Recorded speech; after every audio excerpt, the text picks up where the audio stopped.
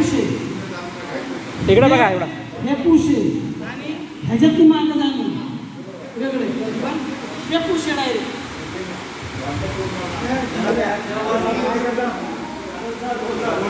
पॉइंटेज द्यायचं नाही ह्याच्यामध्ये कसं आहे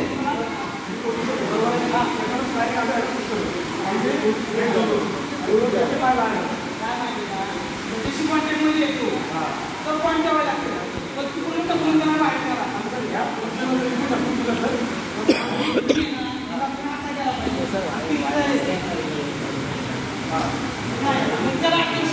नो पुशिंग रेड अटेन्शन दाखलायचं नाही त्यांनी कुस्ती खेळताना बाहेर नेला पाहिजे दाखलायचं नाही हो आता बरोबर आहे सरांचं म्हणणं त्याला यामध्ये बराच वेळा असा असतो आणि कोच पॉईंट मग तू पाय बाहेर घालता अर्धा पाय आता अर्धा बाहेर पॉईंट नाही तरी पॉईंट नाही बरोबर आणि ग्राउंड रेसलिंगमध्ये बरेच जणांचं आता म्हणजे जे चांगले रेफरी बाहेर काम करतात ना ते कुस्ती कधी सोडवत नाही वेळ जनावरच खूप वेळ होतो ग्राउंड रेसलिंगमध्ये माझा एक पाय बाहेर येऊन कंट्रोल होत असेल तर तो अलाउड आहे ग्राउंड रेसलिंग म्हणजे बैठ्या स्थितीमध्ये त्याला मला खाली घ्यायचा आहे आणि मी माझा एक पाय बाहेर टिकून मी त्याला कंट्रोल करतोय तर तो अलाउड आहे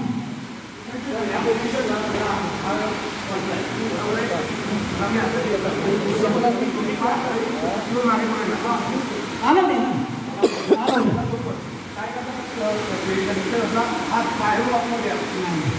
एक पाय मी सांगितलं काय ग्राउंड रेसलिंगमध्ये एक पाय बाहेर फेकून जर तो कंट्रोल करत असेल 2 पॉईंटसाठी तर त्याला अलाउड आहे दुसरी गोष्ट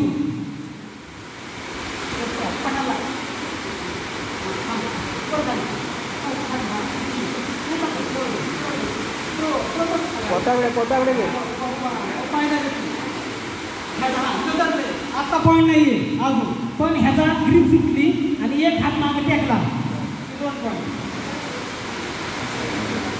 जोपर्यंत खेमे धरतोय कारण त्याच्यावर दुहेरी पण काढलाय आणि मी खेमे मारायचा प्रयत्न करतोय पण खेमे बसत नाही तरी हा त्याची ताकद लावून खेमे मोडतोय जोपर्यंत त्याचा एक हात भात टेकत नाही म्हणजे हात त्याची ग्रीप सुटली कंट्रोल मारणे ग्रीप नाही सुटत तर कंट्रोल नाही याची गरज नाही त्याचा एक हात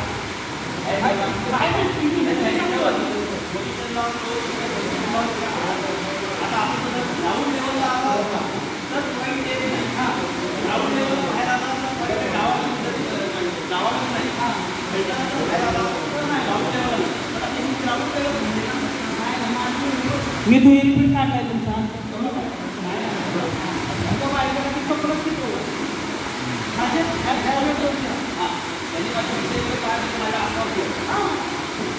ॲक्शन करता करता कुस्ती अजून तुम्हाला मोठ्या मुलांचा अनुभव यायचा लय हुशार आहे म्हणजे पॉईंट म्हणजे आता मी धावलोय डावाला पण वाचायचं कसं पॉईंटला गेला पाहिजे लगेच खेळायला हात घालते आणि आवळा बघतो आणि हा त्याची दुहेरी पटाची पकड असते ती सोडत नसतो ज्यावेळी तो खाली पडा येतो तो त्याची ग्रिपनीसाठी हात टाकला की 2 पॉईंट आणि हा हितच नाही तो आतमध्ये कितीच ॲक्शन मी ती दाखवून तुम्हाला देतो आतमध्ये कितीच ॲक्शन 2 पॉईंटची कंट्रोल ज्याला त्या गावात ज्याचा कंट्रोल झाला आहे त्याच्या त्याला पॉईंट मिळाले पाहिजेत ना ते डेंजरमध्ये सर समजा आता मी इथं पट काढला आणि तो ब्रिज करून बाहेर गेला तर त्याचे स्कोअर कसं आहे बरोबर चांगला प्रश्न केला सर तुम्ही रेड झोनमध्ये मी ब्रिज करून बाहेर गेल्याचे कट झोन 2 कॉशन 2 आणि आत येऊन पारदर्शक फक्त डेंजर झोनमध्येच कॉशन 2 येतात येत नाही पार्थ फ्रीस्टाईलचं कसं ते पण सांगा सेम ग्रिको फ्रीस्टाईल पार्थ पोझिशन सेम त्याबद्दल नाही पण रेड झोनमध्ये म्हणजे समजा तो इथं चित होत असेल सरकत बाहेर गेला आऊट गेला गेला म्हणून जे डेंजरचे पोळ आहे तुम्ही दिल्या परत आऊटचं बोलायचं. क्वेश्चन 2 परत पाहते पोझिशन, कारण चितपटीची पोझिशन कधी त्याची घालवली बाहेर जाऊन म्हणून क्वेश्चन 2 हां खाली बस डेंजर वाचवण्यासाठी गेलं. आता कोणाचं काय 2 वाजले. हां शालेय स्पर्धा कुठलीही कुस्ती स्पर्धा असू द्या, पंचाचं वय 60, इंटरनॅशनल लेवल पंचाचं वय 60 आणि रेफरशिप करण्याचं वय त्याचं 21. आता आपण 18 देतो ना, पण पैलवानी ह्याच्यात आलेला कधीच कुणी करू नये म्हणजे माझं ओपिनियन. हां शिकण्यासाठी तू तुझी तालीम प्रॅक्टिस कर.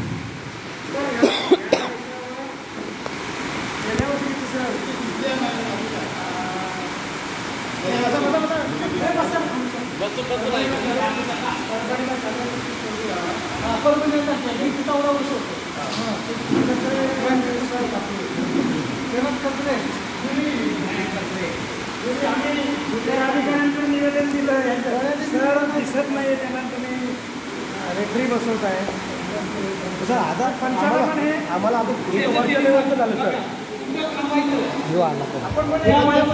आयुष्य कुठे थांबलं पाहिजे का नाही, कमरेपर्यंतच करायचे.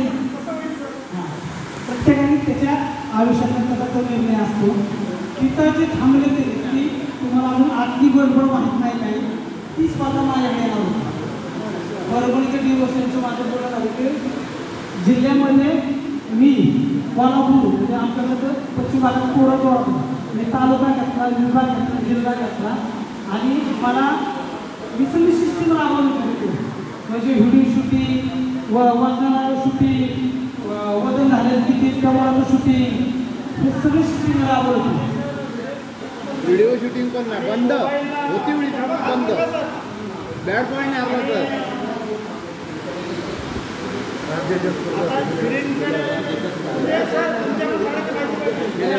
ऐका अपील केल्यानंतर निर्णय द्यायचा अधिकार कोणाला असतो? जुरी. ज्युरीला दिसतच नाही आहे, निर्णय पुन्हा आखाडा प्रमुखच देतो. चुकीचंच म्हणणार शालेय स्पर्धा तुम्हाला गंमत सांगतो. तुमचा जे पुढे चालला आहे मला तरी लक्षात आलं आहे. शालेय स्पर्धा ही खेळ विभागाची स्पर्धा असते. त्यांनी म्हणजे आता 2 संघटना झाल्यात म्हणून हा वाटतो मला. माझं युनिव्हर्सिटीचं संबंधित माझं तालुका संबंधित म्हणून मला तालुका मिळाला. माझी दुसरी वर्दी पार्टी मी मागत होते, पण मी इंटरनॅशनल रेफरी आहे. इंटरनॅशनल स्वतः मागतोय. दिवसाचं काम काय माहिती का, माझ्याकडे करता आपलं माझ्याकडे करता आपलं पुस्तक मीटिंग काढणार आहे त्याला द्यायला. आता थोडंसं प्रॉब्लेम असा आहे 2 वर्षात की सरकार बदललं, हे बदललं, थोडं प्रेशर असतं, दिवसाला प्रेशर. ती स्पर्धा माझ्याकडे येणार होती आणि रिकमेंडेड सातारा जिल्ह्याच्या जिल्हा खेळाडू दिली होती की आम्हाला कुठलाही त्रास ह्या 3 विभागाचा आहे, आमच्याकडे कुठलाही त्रास आला कामासाकडे ती खंडण्याला द्या. त्यानंतर तसं आपल्या कोणकडे आलं असं पेपर बनला. मी त्यांना फोन केला की असं मला दिवसांचं फोन आला की स्पर्धा. ते गेले की दुसरी पार्टी तिकडे गेली. ते स्पर्धा मागायचे होते, तर दुसऱ्या पार्टीने फोन आले, नागपूरचा फोन आला व्यवस्थित लोक आणि ती स्पर्धा त्यांना गेली. आज जे वाद झालेत ना, म्हणजे परिषदेला महत्त्व काय माहिती का, की परिषदेचे असणारे पंच, जे जुने पंच, अनुभवी पंच, जे आदल्याबद्दल काही थोडी आदल्याबद्दल झाल्यामुळं स्पर्धा ह्याला का त्याला प्रॉब्लेम आला आणि रेफरशिपमध्ये मी पंचायत निवड झाली. मग सर मी पहिल्यापासून एकत्र मी परिषदेची प्रमाणे राहिलो ते तिकडे गेले. तर ज्या संघटनेने मला इंट्रोडक्शन केलं आहे